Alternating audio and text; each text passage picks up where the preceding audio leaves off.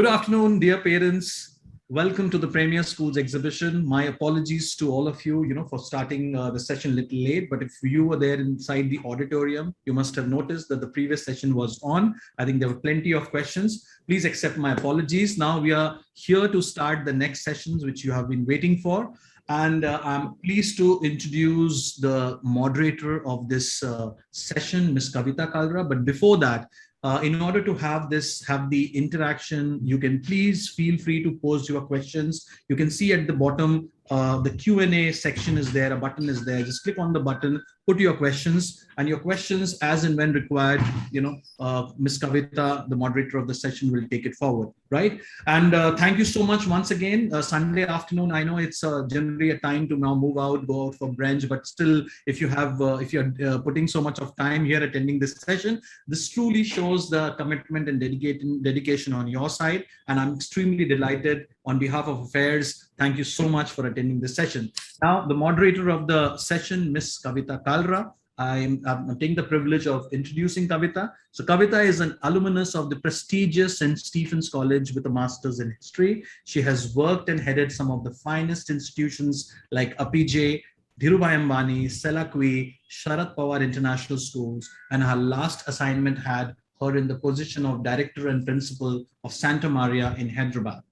Her passion for education took her beyond the corridors of institutional boundaries, and she has worked with some of the prestigious consultants in greenfield projects development. Her love for children and her commitment to make a difference gave her recognition and an honorary doctorate in social welfare. Thank you so much for Kavita for joining the session and steering the session on this beautiful topic. Over to you, Kavita. Thank you so much, Vivek, and thank you for the kind words. And a warm welcome to each one of you.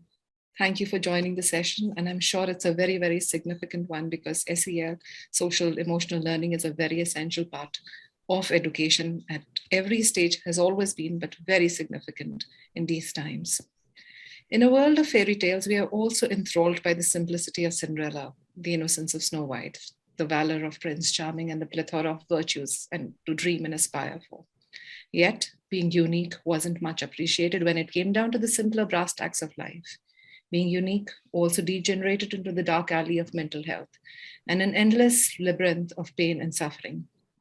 Learning difficulties, family discords, comparative success, and a spiraling journey into what was never meant to be has all brought their share of toxic turbulence into the life of a child, till we enter a new phase of modern-day educational renaissance. Good afternoon, Gurugram. Welcome to a balm Sunday afternoon, and most importantly, to an afternoon that we believe will revise your commitment to celebrate your uniqueness and enjoy the differences of others too. SEL, or social emotional learning, has become the bedrock of attempts to heal the learning process and to enhance emotional resilience. Success is a personal story, yet each child needs support to give wings to their dreams. To give perspective and share the importance of SEL in the success story of each child, we have a very passionate and dedicated, committed panel here with us today. Please join me to welcome each one of them. Welcome to the session, and I will just introduce each speaker to you in no particular order, but yes. We have Ms. Poonam Singhal, Principal, the Paras World School, an educationist with 35 years of experience. Ms. Singhal has worn all hats: a teacher, coordinator, vice principal, and now head of school for almost 15 years. She cleared the prestigious civil services, but her passion for education led her to follow her heart and understand how children learn and grow. She has had a very fulfilling journey, and the saga continues. An absolute pleasure to have you here with us, Poonam. Welcome.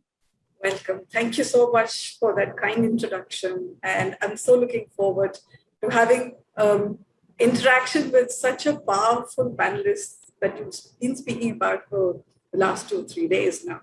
Such a pleasure to have you, Poonam. Next on our panel is Ms. Kamal Shah, Primary School Principal, DPS International. Ms. Kamal Shah is the Primary School Principal at DPS International, Gurgaon. She works within the IB philosophy to mentor students to become empathetic global citizens of tomorrow. A philosophy that children need to educate themselves resonates the need to afford ample opportunities to young minds, where initiative supersedes instructions. Sustaining an environment that nurtures is her ode to education. An educator and Montessorian with over 2 decades of education, she finds it most satisfying to see students make choices that hone their skills, attitudes, and knowledge. Thank you, ma'am, for coming here. It's been such a pleasure interacting with you over these 2 days. It's really lovely, and I'm sure you're going to bring in so much of value to this session. Welcome. So much, Kavita, and thank you for having me over. It's such a pleasure interacting, and I'm so looking forward to the session on social emotional learning today. Thank you. Thank you so much, Kamal. We then have the very talented Ms. Neelam Sharma, Head of School, Heritage Experiential Learning School, Golf Course Extension, Junior Campus.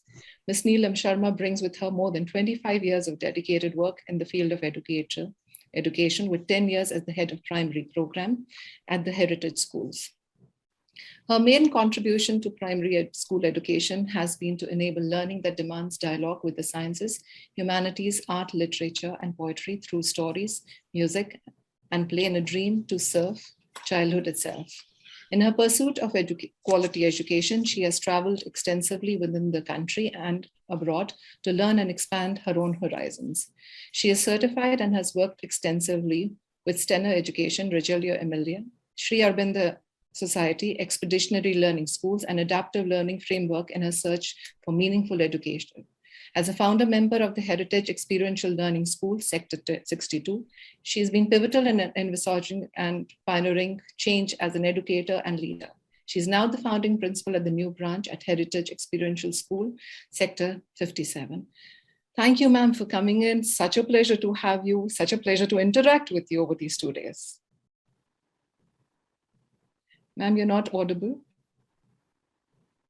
Unmute yourself, ma'am. Sorry. So thank you, Kavita, and namaskar to all of you here. I'm sure I have a lot to learn from each panelist, and I'm sure through your questions, I'll get to just be empowered, and I hope this session is meaningful for each one of us. So I look forward to being with you. Thank you so much, ma'am. Then we have the very young and the very talented Mr. Abhishek Chaudhary, who's the founding member of DPS Gurugram Sector 67A. Abhishek has led large-scale educational reforms across multiple states of India, including the Delhi government's much celebrated educational transformation. As a passionate edupreneur, he has been awarded the Forbes 30 Under 30 Achiever Award for his previous venture, as well as the prestigious Echoing Green Global Fellowship in 2014. He's an alum of the Ashoka University and IIM Bangalore and passionate about gardening. He is now leading the launch of the much-awaited school, DPS Gurugram, in Sector 67A, where he leads with his community-oriented mindset and love for nurturing. Thank you so much for being here, Abhishek. This is your second session with us, and thank you so much for being here with us and sharing your valuable input. Thank you so much. It's my honor to be with such legendary people. I really... We see a legend in the making too. For parents who've just joined us a little late, a warm welcome. And we are so happy to invite you to a very essential discussion on social emotional learning in schools for setting up students for success. So thank you for joining us. We will be taking in your questions with the panelists, where we do have a number of questions which will throw light on such a significant topic, which makes such a difference, not only to children, but a lifelong thing which stays with them. And I wish we had this in our times. It was so required. Nevertheless, I think the new generation has been very fortunate. So to initiate and set in motion our topic for the day, may I please come to you, Kamal ma'am, to guide and explain what exactly is SEL and why is it so important in present times? Ma'am, please unmute yourself. Thank you, Kavita, and I'm so looking forward to speaking on this. Good afternoon, everybody. The term social emotional learning has been around for a while, but it's only now that we are rising and recognizing its utility. I'm going to try and explain the concept with an analogy. So for a bit, let's imagine that we're all set for a fantastic holiday.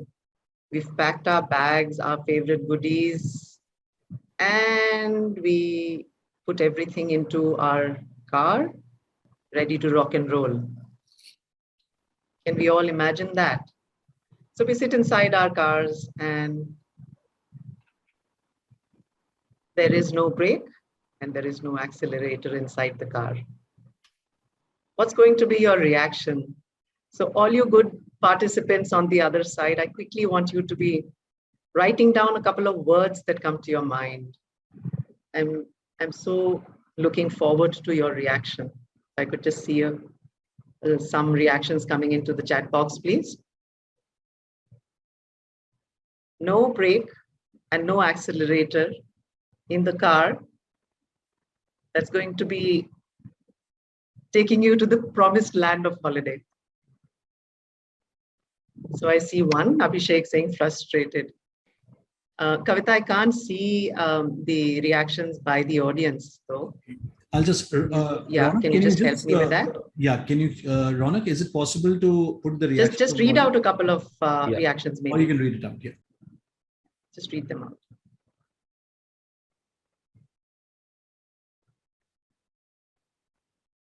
Angry, it says. Ma'am, no such reactions from the audience yet. None. All right. So everybody's probably in shock for not being able to take on that holiday. Well, thank you, Poonam, and thank you, Abhishek. So these reactions that we are getting are, you know, the car for us symbolizes life. And the brake and the accelerator actually are the skills that help us to navigate life. And these skills that I refer to are the social emotional skills. Very simply put, life is actually a preparation for something that might never ever happen. Or it might just throw up something that we never thought could happen. Case in point, the pandemic. And life actually brings to all, it's, all people who go through it, whether they are young, they are old, they are residing any part of the world, they could be working, they could be studying. Each one of us is touched by experiences that life has to offer. And each one of us makes adjustments, makes choices that help us to function from one day to the other. That is how we respond to a situation that defines our emotional development. So, social emotional learning is a state of well-being which allows every individual to recognize and manage his or her own emotions, allows us to take care of others, allows us to make good decisions, allows us to behave responsibly, make positive, strike positive relationships, and avoid any negative connotations in our life. So essentially, it's the attitude that sets our direction in life. Needless to say, I just explained that it touches all, whether they are an adult or they are a child. Social emotional learning is all-encompassing. So what we understood, why is important? Very true. As adults, we would like our children to become confident, become efficient, have a fantastic self-esteem, be disciplined, good communicators. All these are skills that I'm just naming a few that come under the umbrella of social emotional learning. But these skills are not something that can be, just learned overnight. They are acquired skills. They're acquired traits that requires a lot of practice and a lot of training before they become a part of every individual. And it's a tool that will take us forward towards our well-being. Something that enables us to become better versions of ourselves. Perfect. I think very well put across. And essentially, I was looking at some research papers, and something that struck me was the fact that nearly 50% of all adult mental health issues actually show signs by the age of 14 years. Sure. Very disturbing, isn't it? It is. So mental health is something in an adult difficult to handle or takes time. But what we can do is we can start paying attention to social emotional blocks that allow and equip children to take the necessary steps that will ensure their well-being in the future. I'll leave you with a thought which greatly resonates with me, and it's what Kailash Satyarthi said. He said that every single minute matters and every single child matters. So that's why SEL is the need of the hour. Beautifully put across, Kamal. I mean, really nice. It brings so much Thank you, Kavita. energy to it, and it makes so much of important. It puts a message across to parents who are listening and understanding that this is such a significant thing and they should be looking out for SEL, favorable schools, and being there for their children. SEL is a concept being widely accepted today, and yet its genesis lies in everyday processes of life. Poonam, may we please get to understand the presence and impact through a few life examples and how you saw its efficacy in healing and giving a new trajectory to a child's life.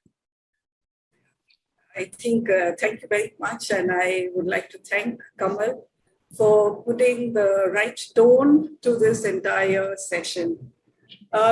Being a parent or being a teacher is not only a difficult job, but a very, very responsible job. And how we take our children in this journey of their life has a huge impact on how they will grow up as adults. Ma'am rightly said that, the components of SEL is self-awareness, self-management, right decision-making, relationship skills. Parents need to promote social and emotional health, and that can only be done if we, kind of have that feeling of care, of love, of trust. I have a very interesting story, in fact, a couple of stories to share, where, children, if we empower our children, they grow up to be beautiful adults.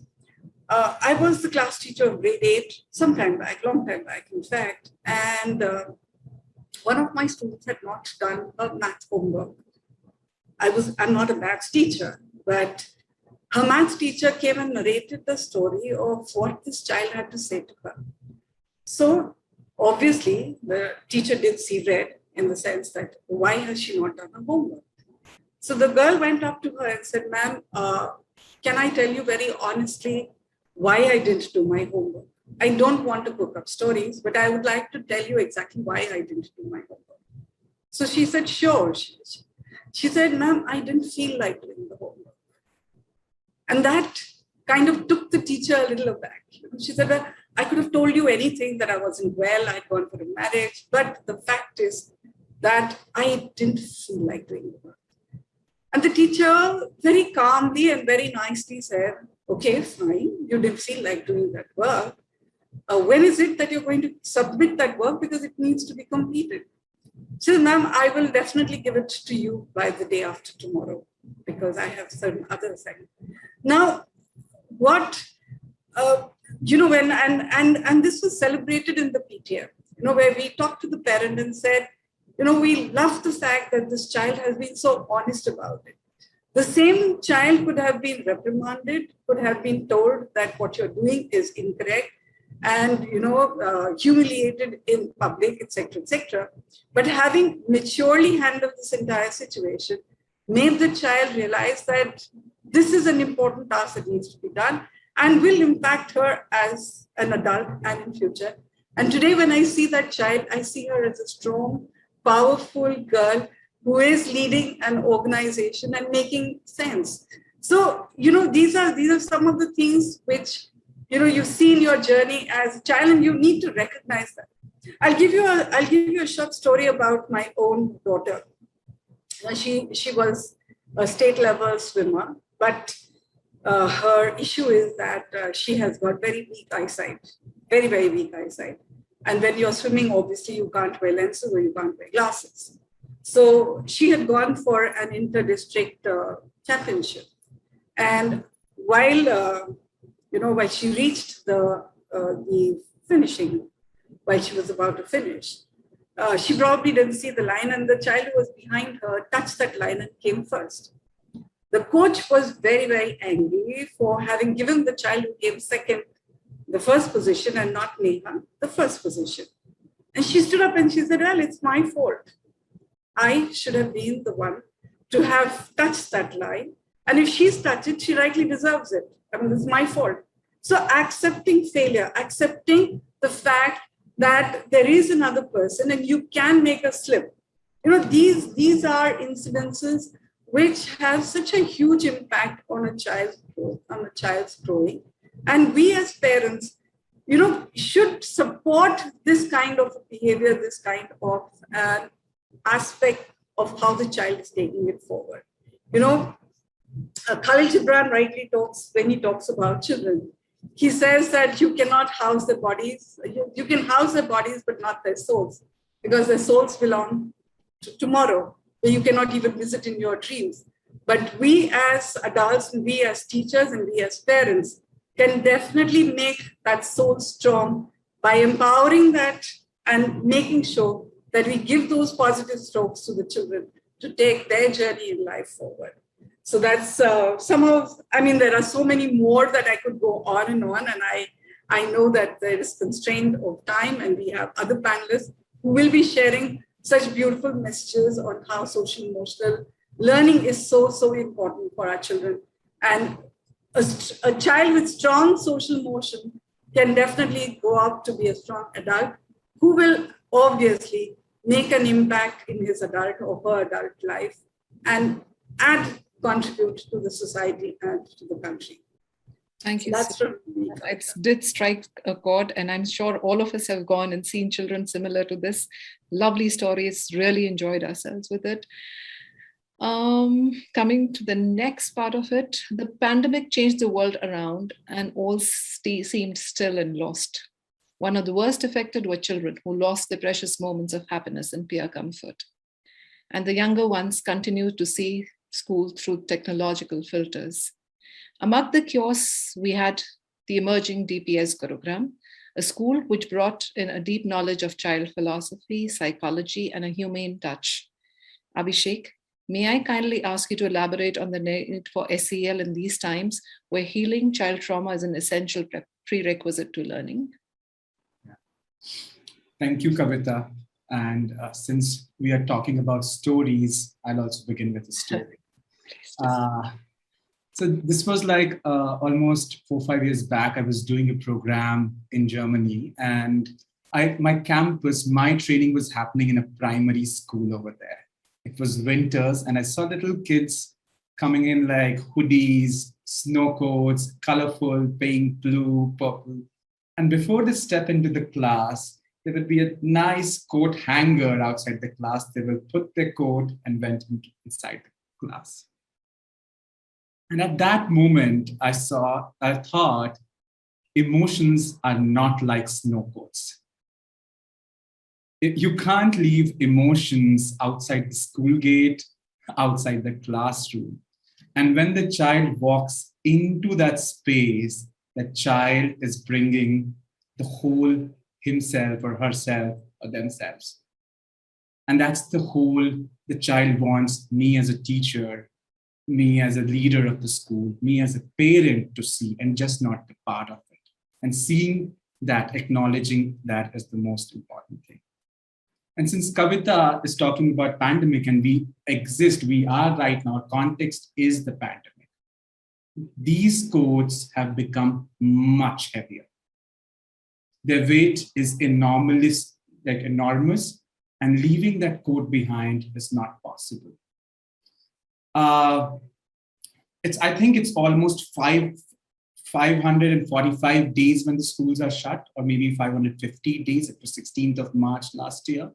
And by the time finally schools reopen, it could be 600 plus or 570, I don't know. And amidst this space, children have missed a lot of moments, which I called the landmark moments of life. For my life, like say when I went into 4th grade, I celebrated my birthday with my class by distributing eclairs, my favorite chocolate. And my teacher gave me fountain pen as a gift.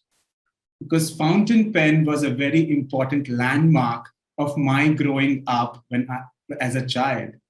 And I waited in grade 1, grade 2, that when I'm going to get that fountain pen.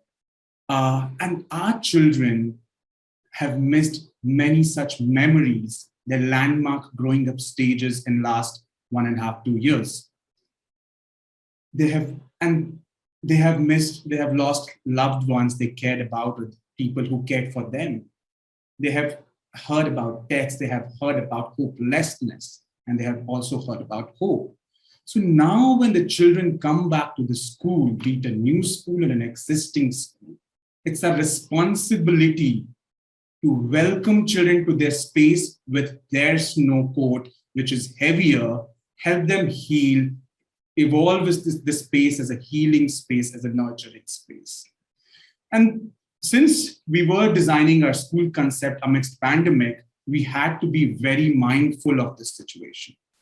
And what we in our school, when we are looking at SEL, our topmost priority is calling the inner learning, which Kamal ma'am was also talking about. How do we connect with ourselves? How are we be aware of ourselves? Sometimes there are weight on our shoulders and we are not even aware of it. That's the first step of our curriculum, making children, teachers, everyone in the school being aware of their inner being. We call it inner learning. The second is the purpose learning. So this energy inside, these emotions inside would pave our way to find a purpose for us in this humankind. What is our passion? How do we want to contribute? What do we want to achieve for ourselves? What do we want to achieve for our community? And the third piece is the community learning. Because having said that, like in the pandemic, we have felt largely a part of a big community. We have felt a connection across diverse socioeconomic strata, diverse geographies, and we had that sense of urge of helping. Children have seen their parents texting on WhatsApp group, kis oxygen cylinder kahan milega, hospital bed kahan milega, and we as a community stood up as humanity. So the third focus is the community learning. How do we cultivate that belongingness towards the community, that association with the Mother Earth, the association with the neighborhood? And that is what SEL is, inner, purpose, and community for us. Beautifully put across, Abhishek. Amazing. And I'm looking forward to the winters and the winter coat. I'll always remember your story with it. I wish I can hang mine outside. Okay. Had some very interesting conversations with Neelam, and one very significant question that comes to my mind now, Neelam, which you could please navigate us through, is intellectual, physical, and social emotional development. According to you, which is important? I think everyone has shared so much about the importance of social emotional learning that I don't think we should be left with any doubt that intellectual and physical development, of course, they have their own importance, but nothing is possible without the social emotional development of children. And because this is really the one strand, you've asked me why. So I'm just going to tell you that this is like the one strand that actually focuses on the being. It also focuses on the belonging. If this child that I think Kamal ma'am mentioned, Poonam mentioned, she felt safe enough to tell her teacher that I didn't feel like doing it. You know, there was a sense of belonging. And then after that, it is followed by the becoming. So social emotional development, when we focus on it, it is really focusing on the soil that nurtures the plants. If the children are the plants, the soil that nurtures the plants, that makes all the difference. And that will define the very quality of the becoming. And therefore, it just cannot be ignored in the school. However, there's a slight difference that we all need to notice. Like, for example, in schools, we talk about learning standards or we talk about developmental milestones. So in young babies, you know that, year one is the year of, say, standing upright and walking. Year two is the year when you start developing, you start talking. So these are milestone years. However, with social emotional learning, it takes time, it takes practice, and it takes patience from both the teachers and the parents, the adults who are the first teachers of the child. Because the children they just trust us enough to follow us. And it takes something from the adults.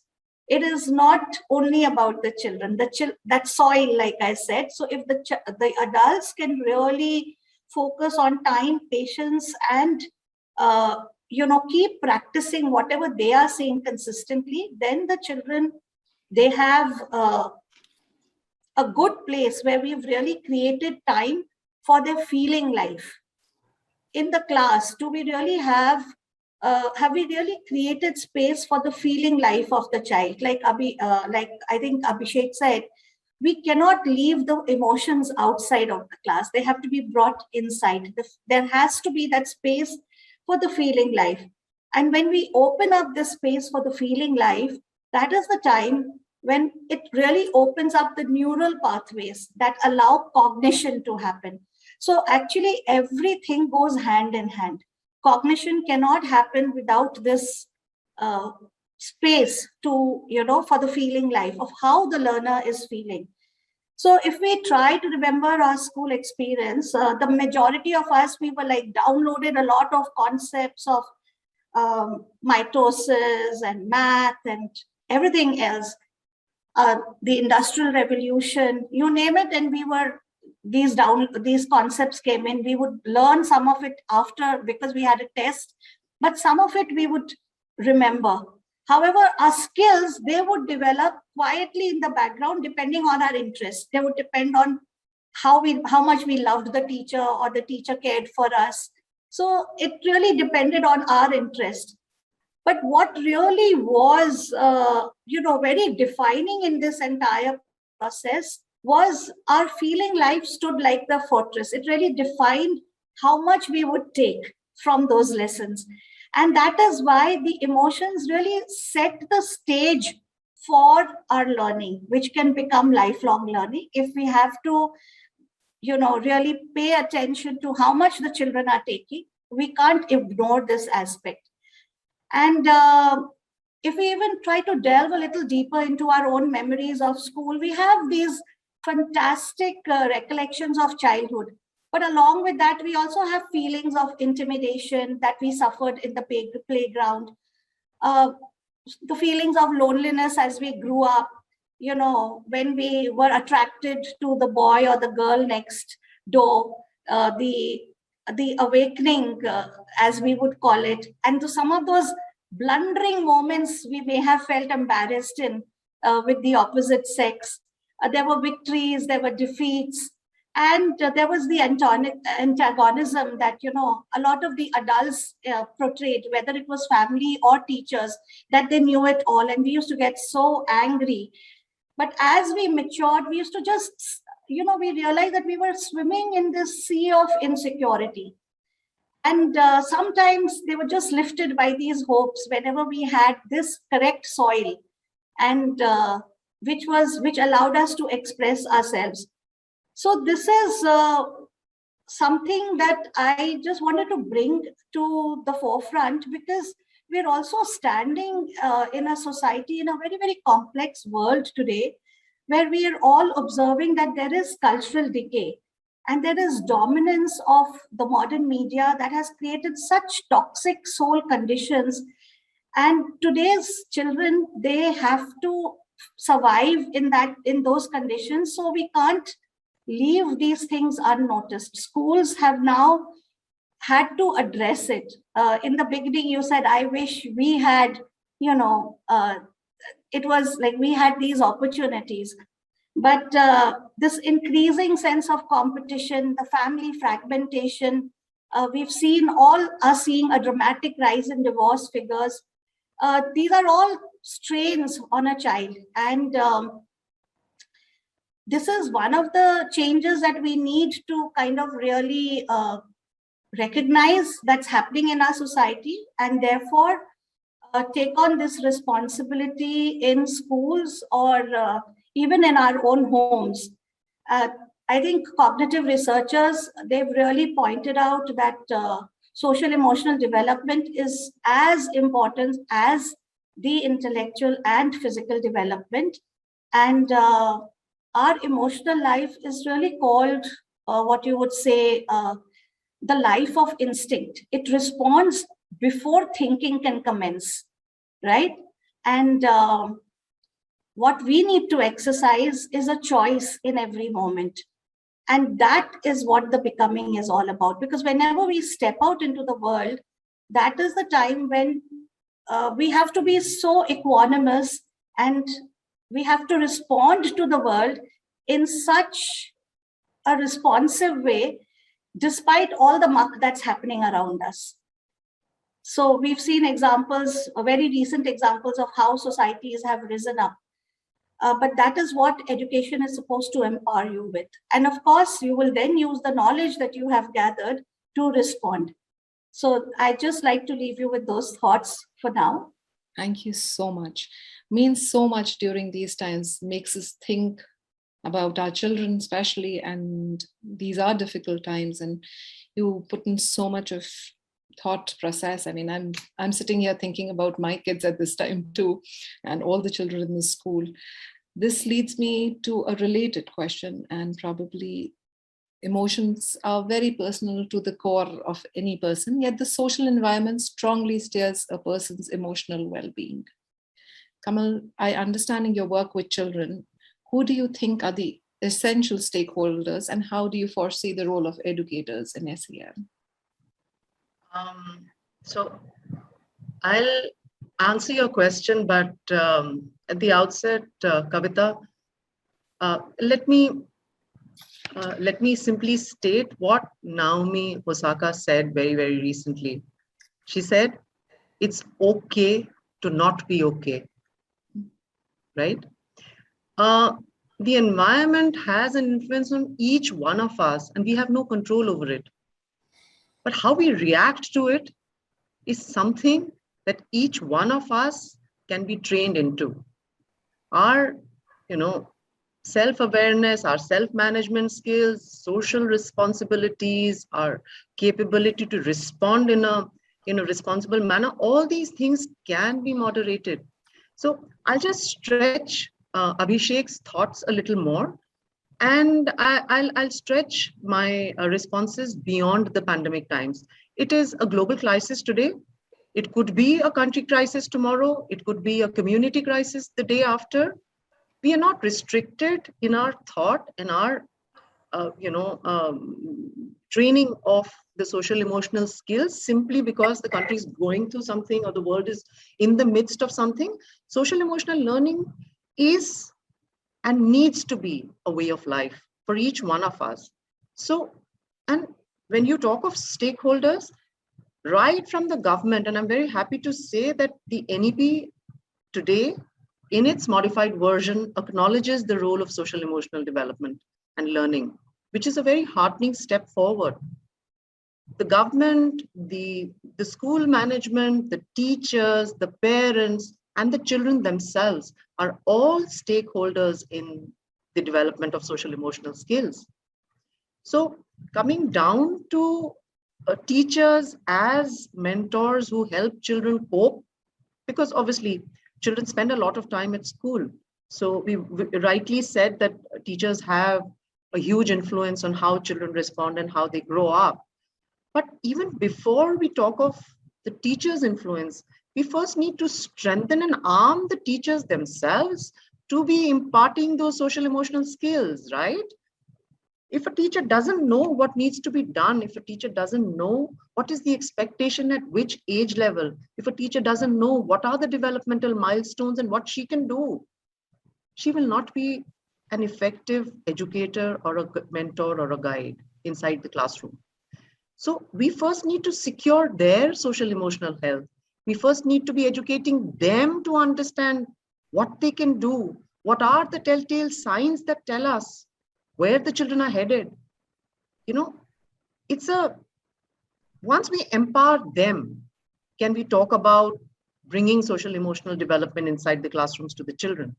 And what does a facilitator or a mentor or a teacher need to do? First and foremost, it's a myth that social emotional learning, it's not a subject at the outset. And it's a myth that social emotional learning, imparting social emotional learning requires a huge investment and a paraphernalia of planning and a lot of infrastructural change. That's not the scenario. What it requires is a very keen sense of observation. To be able to detect and pick up signs is so, so important. What it also requires is an investment in time. If you can't pay attention to the signs and symptoms that are coming up, you are not going to be effective. And of course, it requires a little bit of procedural shift. Social emotional learning is, if I talk from the facilitator or the teacher's perspective, she does it all the time. She does it explicitly and implicitly inside the classroom. When she's motivating her children, she's giving them tasks to do, she's putting responsibility on them, she's expecting them to submit assignments, she's taking them through the academic rigor, so to say, right? But at the same time, implicitly, she's role modeling a softer tone inside the classroom. She's paying respect, greetings, curtsies. These are all the baseline for social emotional learning. If she's doing them, the children are, I at the outset said that the children imbibe and emulate everything in their environment. Children are picking those signs and symbols up. We had a child at school who said that I've started greeting my lift man and there is a smile on his face now. So when we talk of being socially sensitive, when we talk of empathy and compassion, there is a very fine line that defines when we see a snake, right? It's the reaction is fight or flight. But that's not social emotional learning. Running away from a situation or standing there and fighting a situation is not social emotional learning. Every single day when there is a situation or an incident which allows us to create a response, practice it in the real life setting, it starts setting into our minds as habit. And when it becomes a habit, sympathy practiced every single day ultimately becomes empathy and compassion. So we have to afford the children opportunities inside the classroom. I can't expect my teachers or my children overnight to become open-minded, overnight to start, showing a sense of responsibility, a principled mindset. They are very, very good words, but they need to be practiced. They need to be emulated in word and spirit inside the classroom. So we have to empower the teachers. We have to allow them to explicitly model those inside their teaching learning practices. Case in point is when we ask our children to submit something, you have to give pointed feedback, right? The child must understand that it's not always about acing an assignment or an assessment. It's about what more can I do to improve upon what has been submitted. And that focused feedback comes either with a verbal comment that the teacher offers so that she allows the child to navigate. More importantly, she could offer certain tools that allow the child himself or herself to introspect. Have like a framework which allows the children to introspect and see for themselves as to whether they are moving in the right direction. All these things in the long run inside the classroom allow the children to develop a perspective, test boundaries that will ultimately hone those social emotional skills. Very nice. Very nice. So, end of the day, in a nutshell, before I go, I have to compliment Poonam when she says that failure is something that is not easy to handle. And I would put the onus of teaching children how to cope and accept failure squarely on the shoulders of teachers. At least they initiate that. And then, of course, parents as well. It's not a race out there where when you ask your children to get a 100% result. It's more about understanding and doing what can be done better the next time. Life is not going to be a perfect one ever. There are going to be pitfalls. And how does a child or an adult for that matter respond to that pitfall is what differentiates a good social emotionally developed person from the one who has a knee-jerk reaction. Thank you. Lovely. Really nice. And I come to Poonam with the next question related to this, in fact. And while Kamal talked about the role of the educator and how important it is, how exactly do you keep this in perspective for teacher recruitment, Poonam? And how do you train your teachers to be more empathetic, to catch the early signs, to work with children and work towards SEL? First and foremost, I think Kamal's put that all so beautifully of how it doesn't come in a jiffy. It comes over a period of time. So when we are recruiting, there are teachers who are great at cracking interviews. They say all the right things and they are able to impress you with all the lovely words and the jargon, etc., etc. But and they can be miserable when it comes to actually being in the classroom. So one does make mistakes, but I think the points that I normally look out for is the communication skills. How is the teacher communicating? And when I talk about communication, I'm not only talking about verbal communication, I'm also talking about the body language, because the body language speaks at times a lot more than what you speak verbally. How patient she is with her listening skills.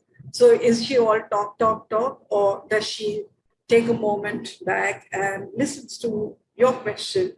What are you trying to communicate? How do you want her to respond? Takes a moment to think through. Of course, has to be qualified, that's a given. So I would want to talk about that. A lot of it would come in the classroom, where the teacher shows certain amount of patience and resilience. Children in today's time can put a teacher through a lot of stress and a lot of agony too. But how is that teacher able to deal with it? How is she able to steer through and build that trust and confidence in the children, that the children actually start doting on her and start listening to her? Because like Kamal said, the teacher is a very, very powerful tool in empowering the children to think positively and take it forward.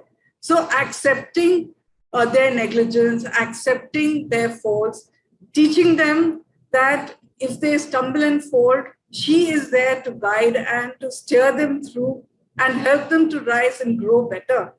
All those things are subsequent. But I think the first thing that I would look at when I'm recruiting a teacher is attitude. I would like to see that the teacher has the right attitude to learn, to be able to be a team player, to be able to collaborate, rather than, tom-tom about I, me, myself.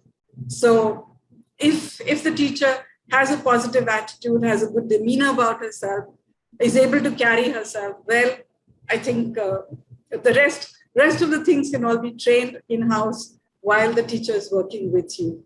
So that's what I would look at. So much. In fact, I take this opportunity to thank all the teachers for being superheroes. I mean, they've really done their part during this time, and amazing work.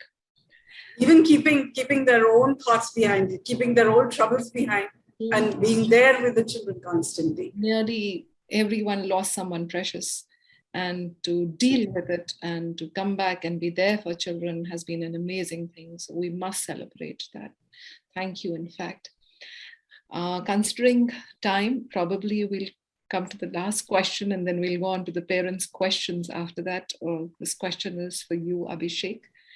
Understanding DPS Gurugram has extensively and intricately endeavored to create a fab school. How is your school, Abhishek, endeavored to capture the essence of SEL in your school? And where do you see its progression in years to come? Yeah, thanks.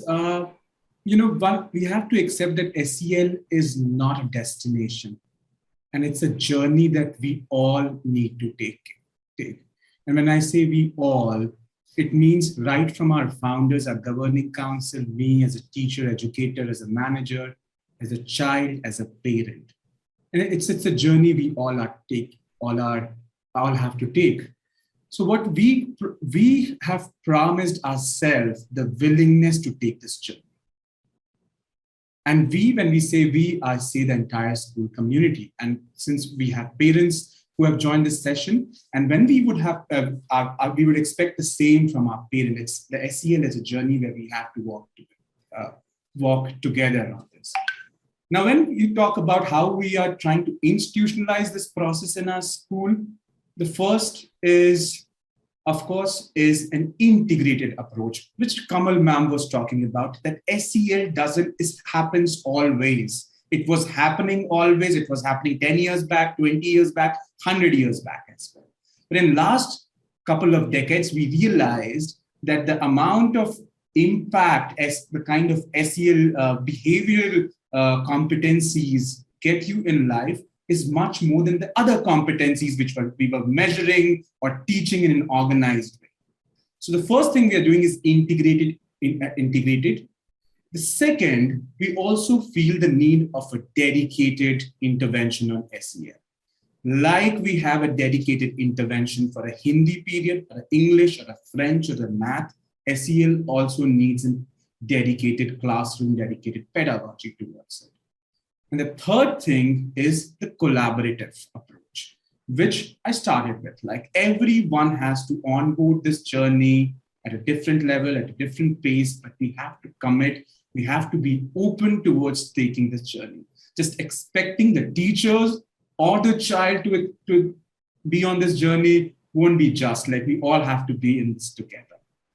Now, to do this thing, what we have realized is the challenge is like challenge and opportunity both, like the curriculum. So we, as an industry, as an education sector, we are doing fairly good when it comes to curriculum. We have good research around curriculum. We have good experts, at least not in that number, but we have experts around curriculum, delivery of the curriculum. Second is the culture and the process. Though we do not need like a heavy infrastructure, but we do need certain cultural practices and processes that would help us to institutionalize the SEL and the SEL in the school.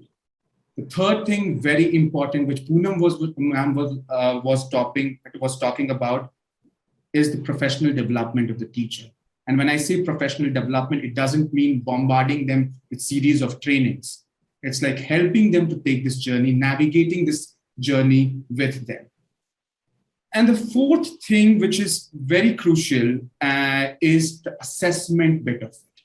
So whatever tools which we are using in SEL has come from the research. So research fraternity has used those tools to come up with modules, with curriculum for research hypothesis. Those tools are not very adaptable or practical for teachers. So we are focusing on building in-house lab and a knowledge hub where we can invest in measuring it, to learn from it. And when the purpose of measuring it is how do we learn that whether we are doing it right or not? Everyone knows what we want to do it, but SEL is still a space where we are struggling how to do it and how to do it the best. So that's our fourth thing. And fifth, I've already talked about, bringing all the stakeholders together. It's not a one-person job. It's important for child, it's important for the teacher, it's important for me as an administrator, it's important for me as a governing council member, as a parent. So this is what we are bringing into the school curriculum, which is integrated and dedicated, cultures and process attuned to it, professional development, and research lab around SEL, and finally the collaborative approach of it. So I know we are running short of time, so I'll pause here. Thank you. Thank you. It's very nicely put across. I mean, I'm sure your school will be an amazing one. We do have a number of questions coming from parents, and Neelam, may I request you to please see the first one? And I'm sure you have been well versed with children. You deal with the younger ones. So please help Palak understand this. How can I put SEL into practice at home? See, it's I'm just reminded of one of quote from my from a book that's really dear to me. It's called The Little Prince, and that really sums up everything that we do. So my response to this question would be like, you need to know that the heart sees what is actually invisible to the eye. So children, they know when somebody cares for them. When they receive care, they will know that this person truly cares for me. So SEL at home will come through very simple practices. Have we, for the young ones, really set certain rhythms in the day?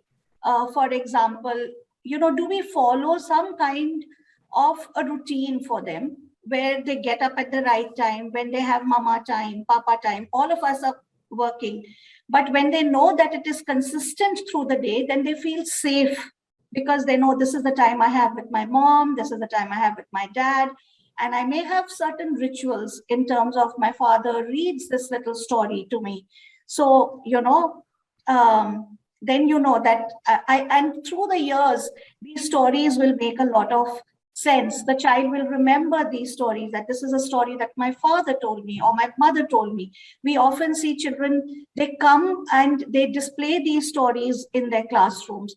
So simple rituals like this make a lot of difference. Then the other aspect is, are we really treating the child with respect? I once asked a sixth grader that, should children be respectful? And they were like, no, ma'am. And I said, but why? So, if the children receive respect from us and we treat them as individuals right from the beginning, that is the basis of SEL. So these are things that as parents, as teachers, we have to do very consciously. Simple practices like segregating the waste is going to teach them to take care of their resources. Simple routines like, if you've played with your toys, are we putting them back? Then they learn how to take care of their resources, and your parenting also becomes very joyful, because in a sense, even you as a parent are not stressed out. So these are practices that I would say, when we look at the implicit curriculum in the school, we define it for the teachers because we want to look for meaning in everything that we do. So similarly, as a parent, when you are dealing with your children, you have to look at the meaning of those interactions. You're not just feeding a child and making him sleep or her sleep, but there has to be meaning in every action or every interaction that you have with the child. That will really form a very strong basis of a good SEL curriculum, and it will form the basis of your relationship with the child. That's going to last you forever and ever. And the other thing that you also need to really be mindful of is setting boundaries with the child, because SEL doesn't mean कि हाँ बच्चा आपका मन नहीं कर रहा तो मत करो, ऐसा नहीं होता. Boundaries are clear expectations. When you know that this is important, to put things back is important, to submit your homework is important. There is no negotiating that space. We have to help children rise above that man. आज मन नहीं कर रहा, ठीक नहीं है, वो बात ठीक नहीं है. But am I bigger than my man? Can I put mind over matter? And when these are constant conversations, or when you are examples of those constant conversations, children know that this is important to my parents, and we've set that right soil, like I said, for nurturing the soul and that soul spirit, with which they'll respond to the world. Thank you so much. And I think it did partially answer the second question also. How could SEL initiatives help my child grow academically? Any feedback, anything, any input from I'd like to add a little bit here. That's written by Dorothy Law. It says children learn what they live. So if children learn with criticism, they will learn to condemn. If they learn with ridicule, they'll learn to be shy. They will be shy. However, if you start giving them a positive stroke, if they learn to live with security, they will learn to have faith in themselves and in the people around them. So if they learn to live with acceptance, they will learn to live with love. So, we as parents and we as educators need to give them that kind of a support, that kind of a positive stroke regularly, so that they learn to imbibe that, and that is what is going to take them in that way forward. Is there, I think... so much. Thank you so much. I think Kamal is having some problem with her net connection. She'll be back in a minute or two. I'll go on to the next question, put it by Cynthia. What skills will my child develop through applying SEL principles? What skills will my child develop through applying SEL principles? Abhishek, any thoughts on that? I can take Will this. grow up to be a very, very strong individual. I think Abhishek should go ahead. And I've seen that myself, that if children have got strong SEL, grow up to be very strong individuals and strong adults who learn to accept failure. And this is from my personal experience. I've seen the IITians and the top of the class with very poor social emotional skills are the ones who are under depression, who are facing trauma, who are going through various negative aspects of their life, and children who are actually the backbenchers with very strong social emotional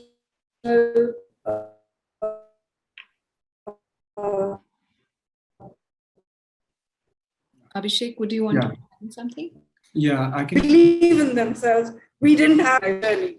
So go ahead, Abhishek. Okay.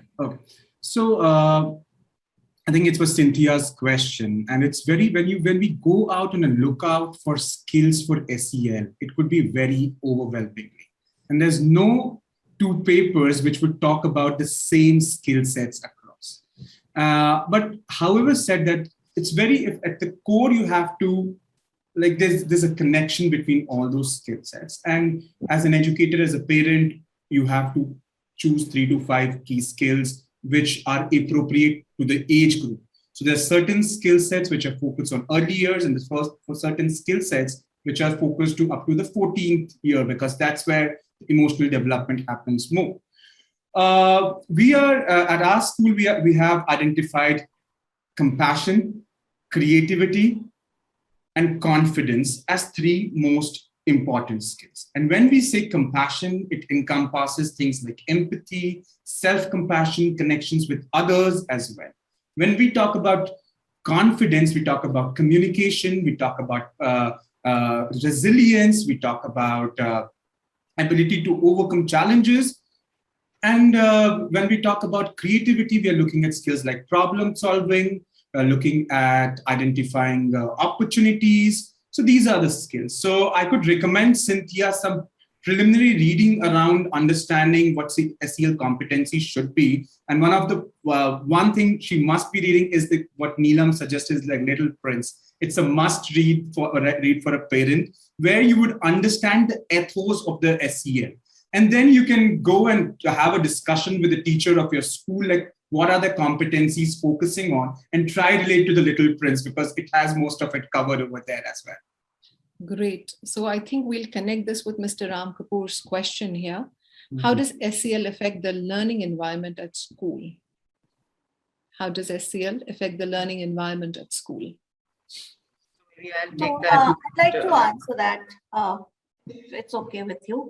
We're up to the top with SEL. I mean, all of us excited about it. No. So, basically, when you look at the school, there there are really three teachers. One is, of course, the adults, in which I take parents and teachers, and we've talked a large part of, we've talked about the teacher and, parents. The other aspect in school also would actually begin a lot with the physical environment. So is my physical environment aesthetic? Have you taken care of the physical environment, or am I really walking into a cluttered class? That could also make a difference. These are, attention to detail. Is my teacher really, for the younger children, it makes a lot of difference because we know that they're suffering from anxiety, separation anxiety. But the teacher is the known face. So does she care about me enough to receive me, at the gate or wherever I am separating, at that point when I'm separating from my parents?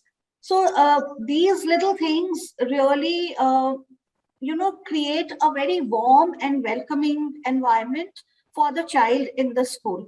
And when the child feels safe, like I said earlier, the neural pathways to receive whatever is being imparted, just opens up. Now, when I look at a 7th or an 8th grade, the content is there.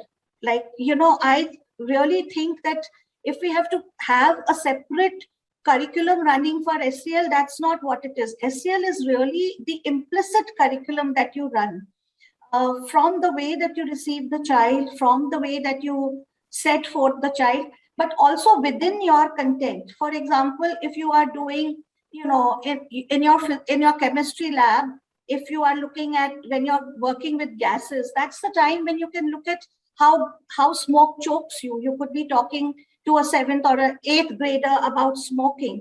When you are working with different liquids in 9th standard, that's the moment, even in a chemistry lab. So it's about all teachers taking that moment to discuss the effect of alcoholism. And these are not like very effective, like in workshops when you're all the time taking in good touch, bad touch and stuff like that. But through the day, through the content that you're also teaching, there are moments to show children the relevance of what you are learning and the choices that they can make. So you don't have to bring it to them. Don't make it a moral science lecture, but just to talk about it, or just to acknowledge the ill effects of something else that you may be using scientifically. So these things, I think, will go a long way into forming your own concepts of life. And then you are empowered enough to make that choice because you're growing in a safe environment where both parents and teachers are holding you. I think that is necessarily the whole context of SEL. Yeah. Abhishek. I would like to jump in here for this question. I'm sorry about the time, but I'm really excited to take this question. Of course, when you recognize the emotions anywhere, be it classroom, home, the environment changes.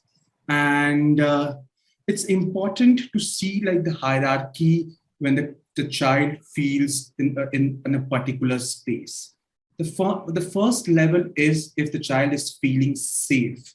And it could be if you take the child to your neighbor's place, your friend's place, the first is like whether they're feeling safe or not. The second is the included, that they have a voice, they're listening to others, they have a voice on the table. And the third is belonging. And when SEL comes into the picture, we can help the child who comes to the school to reach to safe, included, and belong. That ultimately the child feels belong. And when the child feels belong, the learning is accelerated. And I'll share a very simple story which you might have observed with your children or like somebody's children. So if when a child is scrolling and exploring the world around him, वो थोड़े दूर चलता है, drawing room में जाएगा, it's a new space, and the child would reverse back and come पीछे, like he would crawl back to the mother again. When the child is exploring a new space, a new problem, or a new area, the anxiety level goes up. And that is the moment when the child who is feeling belonged would turn back towards the caregiver, parent in this case, who would hold that child in her arm or his arms, like cuddle a bit, give some kisses, lower down the anxiety, and the child goes back again. And this time he explores the entire drawing room. And then he steps out. And that's how the child is increasing or stretching the boundaries of his or her learning. Similar things happens when we are like 13 or 30 or a 40 as well. Whenever we step into a completely new land, new area, our anxiety levels goes up. And we look back towards somebody who can help us to get the anxiety level down. It happened with me when I was in 6th grade. Like when I opened my trigonometry book, it's sort of like my anxiety level went up. And I was looking for a teacher around me or a caregiver around me who could acknowledge that anxiety. And then I go back to that teacher who helps me to get down the anxiety. I explore the trigonometry problems more. I crack it and enjoy the joy. Next, I go to the next level of books. I get the similar anxiety or slightly less than that. And I have that peer group, which Neelam was talking about, the teacher group, to lower the anxiety. And slowly, while being in such kind of a practice, I develop the skill of managing my own anxiety, the skill of exploring new challenges and opportunities, the skill of learning new every time I'm required to. And that is what SEL, this is how SEL affects spaces across different age groups. Sorry for jumping in, but I wanted to bring this story forward.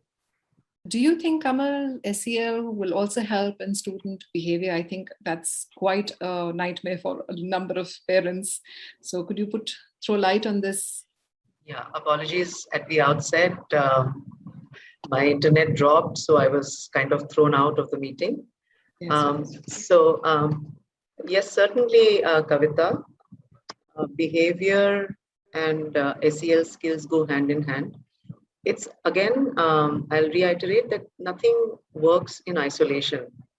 And if you want the child to become responsible, or if you want the child to be fair, or if you want primary school, essentially there would be teasing that's happening, or there would be a bit of name calling. Middle school, there are, children will be children and they will try to stretch the boundaries and see how much is acceptable to teachers. But at the end, if we are able to get them to do certain things which ultimately impact the behavior, if they realize that it's not going to be healthy to be calling names, because if it comes back to me, it's hurtful. If they are able to realize that if I'm cheating and I get caught, then I'm in an embarrassing spot, So all these little life situations that happen inside the school ultimately moderate the behavior of a child outside of the school walls as well.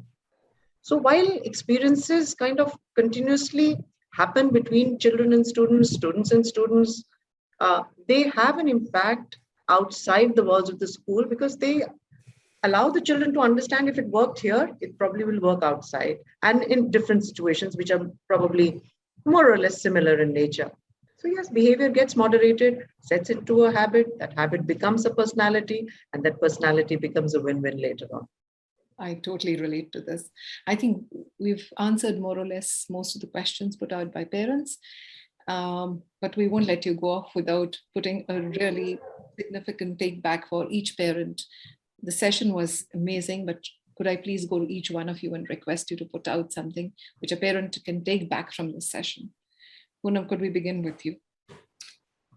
I think it's very important for parents to understand that children should be encouraged to follow their dreams.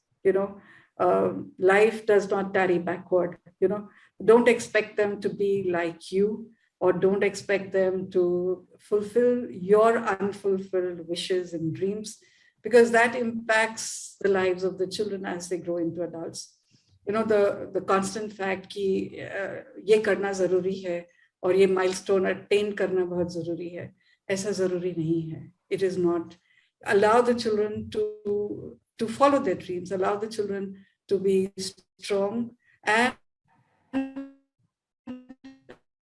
support them in their passion. Of course, as I said, there have to be boundaries. Everybody has talked about it. But, unnecessary expectations, too many expectations on a child will only hamper the growth of the child. Support the child, love the children, give them a secure environment, and you will see them blossom. Thank you so much, Neelam. Some take back from you. I would just say that to put it very, very simply is that since SEL, as the very word tells us, it's about the emotional quotient of the child. And it's also about the social interaction of the child with him. It's the child's basically relationship with himself, the other, and the immediate environment. It's not outside of the child. So it's basically, it has to be a living component, so we can't just be saying, hey, do this, don't waste resources, and then be wasting resources ourselves. It really, whatever we hold important is what the child will hold important. And at the end of the day, right, it is like children learn from us, they learn from the adults, because when they come into this world, we are their role models. We are their Shah Rukh Khans and their Aishwarya Rais, and they will do whatever we do because they trust us completely. They don't strategize.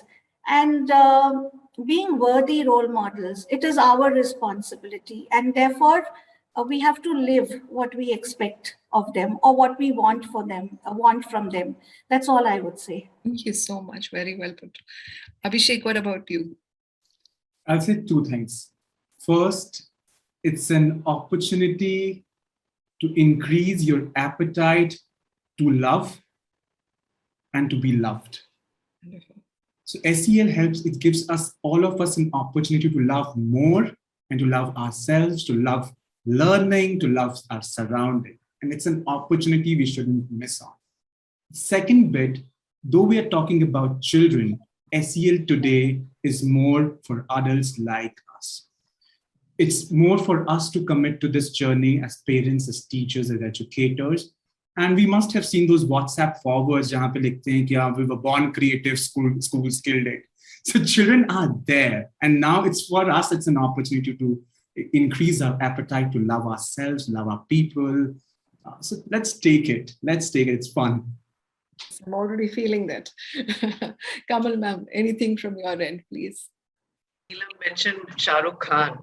So I am going to have my own spin on Shah Rukh Khan. Shah Rukh Khan in one of the movies said, हार के जीतने वाले को बाजीगर कहते हैं. और मेरा take है, गिर के उठने वाले को social emotional learner कहते हैं. Wonderful. So let's make social emotional learning the front and center of our lives. Whether we are adults, whether we are children, whether we are the school or the government, it's the need of the hour. Thank you. Perfect. What a beautiful session, Nani. Soulful, from the heart. No educational jargon, just right there.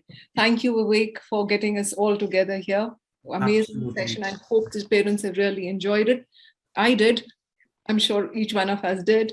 Thank you, each one of you. Poonam ma'am, thank you so much. Neelam, Abhishek, Kamal, thank you so much. And I'm sure the parents will have loads to take back with them. And it's the first step towards the child moving to his success story. Thank you for a wonderful afternoon. Hoped we see you all soon. Vivek, over Thank to you, Vivek and Kavita, for having us over. Thank you very much, Kavita. Honestly, Kavita, what you mentioned, I think not as an organizer, I was just quietly listening to the conversation, and as an audience, I was enjoying so much.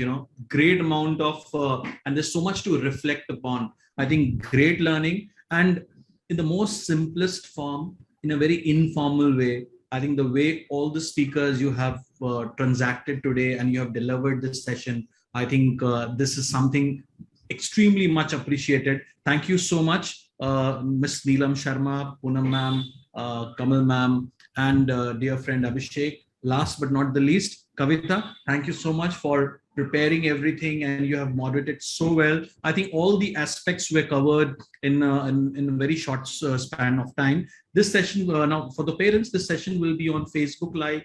If you have liked the session, you can share with your in your group. You can like it, comment. In case if you have any questions, put it there. What we'll do, we will take those questions, put it to the esteemed panelists. So whenever they have time, they can revert back We'll try and provide you some assistance in case you have any query. You can visit the Premier Schools. There's a small section which is called Parents Help Desk. So our team is already there. In case if you want to have an interaction or have a chit chat with them, you can do that as well. Once again, parents, thank you so much. Sunday afternoon, you have spent so much of time with us. It's a great feeling. It gives immense satisfaction as an organizer to see such a distinguished panel. On the other side, parents receiving so much of content, so much of, wisdom from the panel. Thank you so much. Thank you. Have a lovely day ahead. Thank you very much. Thank you so much. Thanks a lot. Thank you. Pleasure to meet you, Poonam, Abhishek, Neelam. Such a pleasure to meet all of you. Same here. And as Kavita said, we need to be connected beyond this webinar too. Absolutely. Whatever is the word. Lovely. Forever. Yeah. Lovely. All right. Ronak, thank you so much, Ronak.